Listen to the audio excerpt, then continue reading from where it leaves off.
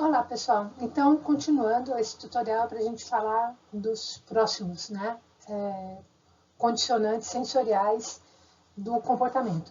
A navegação é algo bastante curioso também, embora ela seja estudada amplamente pela ciência, ela sempre intrigou os cientistas, ainda tem muitas coisas ainda que estão em aberto. Na verdade, é uma forma de achar o caminho para um determinado ponto. Ela está relacionada com animais que saem de um lugar, que migram de um lugar para o outro em busca de condições melhores, principalmente relacionadas com a reprodução. Então, as mais conhecidas são as aves, principalmente as aves que saem lá do hemisfério norte e vão se reproduzir lá no hemisfério sul. O que é intrigante é que em um momento da vida desses animais, algo aciona neles esse desejo, esse mecanismo de sair voando. Aparentemente, sem saber para onde, eles passam exatamente nos mesmos lugares, nas mesmas épocas do ano e permanecem ali o mesmo período de tempo, como se tivesse isso mesmo todo configurado. O que vai determinar isso? O que determina esse momento? Existem várias hipóteses, desde a estação do ano, a quantidade de luz, a posição das estrelas, as ondas eletromagnéticas, enfim. O fato é que é um processo... O retorno, ele já volta para um lugar, então ele tem uma memória incrível, porque envolve também essa questão de memória. Os grandes exemplos aqui são o salmão, a tartaruga verde, os pombos. O salmão, ele nasce no rio, ele vai até o mar, no mar ele permanece boa parte da vida dele, muitos anos, e quando ele vai se reproduzir, ele volta para o lugar onde ele nasceu, enfrentando a contracorrente,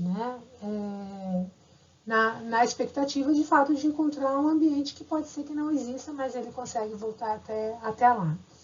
O que ele usa como referencial também é muito questionável, porque dizem que cheiro, imagens, mas tudo isso pode ser alterado com esses anos todos, principalmente com o mundo, do jeito que o mundo está se desenvolvendo. As tartarugas, elas se locomovem até 1.600 quilômetros. O grande exemplo que a gente tem é o pombo-correio, que usa o campo magnético, e ele consegue voltar até o local de nascimento e era antigamente usado como meio de comunicação mesmo. Os ritmos biológicos, eles se referem a uma organização da adaptação comportamental no tempo. Ele é muito bonito. Então, a evolução percebeu que a vida ocorria em ciclos. Então, existia o ciclo circadiano, de dia e noite, existiam os ciclos das estações do ano, existiam inúmeros ciclos. E como ela sabia, vamos pegar, por exemplo, a estação do ano. Como o corpo já sabia que todo ano iria acontecer a primavera, o verão, o outono, o inverno, e que na primavera iria ter uma quantidade, as plantas também iriam se reproduzir por causa do calor, e iria ter uma quantidade grande de frutos no verão, então ela programou os corpos dos organismos para também se reproduzirem na primavera, para terem seus bebês no verão, para poder armazenar alimento, para poder superar o inverno. Então, muitos dos processos hormonais, de produção hormonal, que determinam a reprodução, eles já estão adaptados com esse ciclo sazonal. A mesma coisa acontece com o ciclo circadiano, de dia e noite, em que se produz substâncias que faz com que o indivíduo fique atento, acordado durante o dia e que dê sono durante a noite. É uma forma muito econômica, para que eu vou ficar produzindo substâncias que vão precisar ser usadas apenas em determinados momentos. E aí ela vai ter, então, a ver com processos fisiológicos que já estão previamente adaptados. Durante muito tempo se acreditava, um ciclo bem conhecido, dia e noite, durante muito tempo se acreditava que esse ciclo ele era mantido por causa do sol. Então, amanhecia, a pessoa acordava, escurecia, a pessoa dormia, a pessoa, o bicho, enfim. No entanto, o que aconteceu foi que um grupo de mineiros eles ficaram presos numa mina que desabou e eles conseguiram se comunicar lá com o pessoal lá de cima e se notou que essas pessoas continuavam mantendo os ciclos dela de fome, de sono, de vontade de ir no banheiro, independente da luz. A partir daí, se deu o estudo de uma ciência chamada de cronobiologia, que trabalha essas questões dos ritmos biológicos, mostrando que há essa conexão já com a incorporação disso na nossa genética, e não como dependência do ambiente externo, né? Então, são muitos ciclos, né? Como tinha dito para vocês, os anuais, os ciclos circadianos, o ciclo da lua, muito importante para animais que são marinhos, né, ou aquáticos, mas se a gente levar em consideração que o nosso corpo é formado de 70% de água, para os nossos corpos também. A gente tem os ciclos menores, né, chamados de ciclos menores, que tem a ver com batimentos de asa, que tem a ver com os animais que se movimentam para poder movimentar a água, que tem a ver com o nosso próprio batimento cardíaco, né, que determina. Então, aqui como exemplo, a gente tem o batimento de asa do gafanhoto, tem aqui a movimentação do poliqueta, ou a abertura e fechar pólipos de um quinidário. A gente tem alguns ritmos chamados de ritmos exógenos, que são regulados por fatores externos, e os endógenos, que são regulados por fatores internos. Um bom exemplo é o ritmo da temperatura central. Quando a gente fala de temperatura, não é essa medida no termômetro, é uma temperatura basal que se mede no interior da célula. Essa temperatura ela tem uma importância muito grande na determinação do sono e da vigília, né? E ela é bem determinada no corpo, e isso determina os indivíduos que vão ser mais diurnos ou que vão ser mais noturnos, né? Essa temperatura, se a gente colocar ela no gráfico, ela começa a cair, né, quando o indivíduo tem sono, e ela vai diminuindo até mais ou menos 5 horas da manhã, quando ela dá um clique e começa a subir. Geralmente nesse clique o indivíduo acorda, mas ele dorme mais um pouco e ela vai aumentando, né, ao longo da manhã. Ele ainda acorda meio sonolento e vai aumentando essa perspectiva dele de atividade maior ao longo do dia. E ela é bem interessante porque ao meio-dia ela sofre uma quedinha. Se ela é bem interna, né, um fator bem endógeno, mas se nesse meio-dia essa pessoa se alimenta, pega uma alimentação bem pesada, tipo uma feijoada, isso vai maximizar, né, essa quedinha e vai dar um sono maior nesse indivíduo, né, vai dar uma letargia maior nesse indivíduo, representando aqui um componente de mascaramento, né, desse ritmo biológico. A gente tem ritmos que são dependentes da temperatura, né, principalmente importantes de animais que são ectotérmicos, e a gente tem ritmos independentes da temperatura, em que a maioria acaba sendo bem pouco afetada por essa questão, né? Então, né, que eu tinha falado para vocês, né? Então, a gente tem muitos métodos hoje sendo estudados na cronobiologia, né? Com insetos e com humanos, e principalmente percebendo que como o nosso corpo produz determinadas substâncias em determinados horários, a identificação delas é muito importante para que o medicamento seja feito nesse momento, e não no momento em que essa substância ela não está no corpo, né?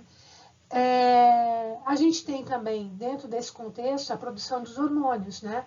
A produção hormonal é uma forma de comunicação interna, em que o organismo produz essas moléculas que circulam pelo corpo pela corrente sanguínea. O intuito é atingir todas as células e que todas as células consigam ter essa conexão com o que está acontecendo com o corpo como um todo, né? E ela mostra bem essa questão do que é endógeno e do que é exógeno. Por exemplo, nas aves, vamos pegar o exemplo de aves aqui. Saindo do inverno, os invernos os dias são bem curtos, né? Então ela tem uma quantidade de luz menor entrando pelo olho dela e atingindo o cérebro. Quando chega a primavera, que esses dias aumentam, essa quantidade maior de luz, ela ativa uma glândula no cérebro chamada de pituitária, e essa glândula produz um hormônio que vai atuar nas gônadas, fazendo com que elas fiquem funcionais. Essas glândulas funcionais começam a produzir outros hormônios, né, que vão determinar o comportamento de reprodução. Ou seja, o macho que antes ficava de boa com todos os outros machos, começa a ficar super agressivos, começa a se isolar, começa a produzir um ninho. As fêmeas que antes não desencadeavam nele nenhum comportamento, agora faz com que eles as cortejam, para que elas consiga trazê-las para seus ninhos. Agora ele passa a ter um canto específico para essa função de atração, vai ficando cada vez mais agressivo e defendendo os seus territórios. Então, é interno ou externo, mas essa mudança comportamental são, né, de fatores, né? Então, por exemplo, a prolactina, ela vem da pituitária, né? E ela vai começar a ser produzida quando esses indivíduos começam a incubar os ovos. Ele vai produzir uma substância que se chama de leite, lógico, não é leite, mas que ele vai usar para alimentar os filhotes. Se for injetado apenas a prolactina, ele vai começar a desenvolver esse papo e ele vai suprimir o comportamento anterior, porque ele já pula para uma próxima etapa, que é a etapa de cuidar dos filhotes, né? Então, no primeiro momento, quando eles cortejam as fêmeas, os machos são muito agressivos porque eles têm testosterona circulando no corpo, mas depois ele vai ter que baixar a produção de testosterona e aumentar a de progesterona para que ele suprima o comportamento de cortejo e agressão e ele ajude a fêmea a cuidar dos filhotes. Os invertebrados também possuem hormônios de crescimento, hormônios de desenvolvimento, que são bastante estudados também, né? E que tem a ver com o hormônio juvenil, em que os indivíduos, por exemplo, aqui na lagarta, o jovem, ele gosta de luz, ele fica na vegetação, os adultos já não, né? Então eles são fotonegativos. E isso vem com o hormônio da muda, porque ele precisa se esconder para fazer a muda, para ele não ficar vulnerável, né? A gente tem algumas borboletas em que o macho produz uma substância que atrai a fêmea para o acasalamento, porém, quando ela ovoposita, ela tem um hormônio que acaba emitindo um cheiro que faz com que os outros machos se afastem, né? Então, esses hormônios passam a ser um sistema de mensagens químicas, provavelmente tão antigo quanto o sistema nervoso, ou eles têm origens muito funções comuns, o que se questiona se teriam a mesma função, né?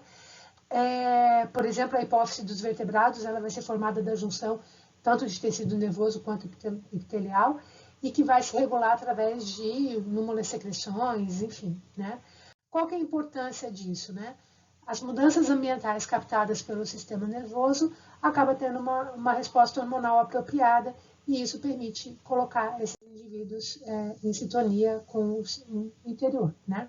Então, o sistema nervoso se caracteriza por pegar informações do meio em forma de impulsos nervosos, né? Que vai mandar informações para um músculo específico, né? Então, perigo, corra, né? Então, ele é rápido, mas ele vai para partes específicas do corpo, enquanto que o sistema endócrino, ele não é tão rápido, com exceção da adrenalina, né? Mas ele consegue se manter numa quantidade ao longo do tempo e assim atingir uma quantidade, quase atingir todas as células. Então, por exemplo, né, a gente tem, para estudar, né, toda essa produção e essa cadeia hormonal, são feitos estudos, por exemplo, de castração e ver como que isso afeta. E a gente vai ter também a ação sinérgica, né, quando a gente vai ter a combinação de mais de um hormônio, podendo maximizar esse efeito, né? Então, por exemplo, quando a canária constrói o ninho, ela já prepara para incubação dos ovos, né? Então, ela tem uma mancha do choco que fica na superfície ventral do corpo dela, as peninhas dela vão caindo, aumenta a vascularização e a sensibilidade dessa região, né? E isso vai fazendo com que isso afete o comportamento. Então, é a morfologia afetando no comportamento, mas o que afeta a morfologia é a produção hormonal. É uma cadeia bastante complexa que vai permitindo tudo isso, né? Então, aqui pegando ainda aquele exemplo dessa substância que é produzida pelo pombo, existem vários testes, né, para ver o que acontece com essa produção. E a quantidade de hormônio também pode ser afetada pelo comportamento, né? Então, a gente tem animais, por exemplo, como gatos e coelhos, em que o acasalamento é o que estimula a ovulação, né? Então, por isso que é quase 100% de chance de engravidar caso haja acasalamento. Não é antes, né? A ovulação induz o acasalamento, né? Então, isso é bem interessante também. E a gente tem as inversões dos papéis sexuais, né? Então, os machos geralmente são muito coloridos, né? porque eles têm uma quantidade muito grande de testosterona. Mas em aves em que o papel é invertido, as fêmeas são coloridas e cortejam, e os machos são os que cuidam da prole e são os mais monocromáticos, também se inverte a quantidade desse hormônio circulando no corpo, né?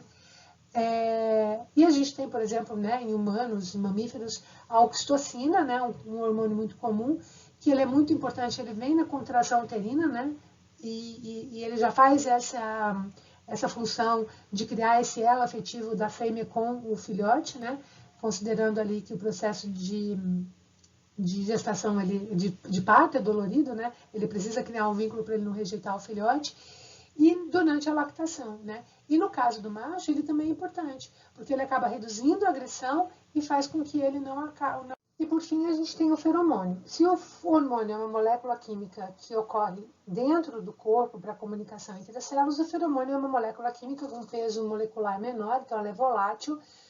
Cada espécie tem o seu específico, que determina o reconhecimento da espécie e também dos indivíduos. E como ele vai ser emitido no ambiente, os outros indivíduos aprendem, né, com o tempo evolutivo, incorporam isso no seu comportamento, o reconhecimento dos indivíduos através dessas suas moléculas, que podem ser utilizadas tanto para reprodução, coesão, quanto para uma ação mais defensiva. Os feromônios, eles são muito utilizados, tanto em vertebrados como vertebrados, e os primeiros estudos, eles foram feitos em mariposas e eles precisavam retirar 250 mil animais para tirar um pouquinho assim de feromônio que ficava ali numa glândula deles. Hoje não, hoje eles conseguem fazer esse feromônio artificialmente no laboratório e realizar inúmeros testes, né? E o almisca, né, o gato de almisca, ou o gato de agalha, também foi muito conhecido porque ele tem uma glândula anal e o perfume, anéis anais, inclusive, é feito a partir dessa glândula anal.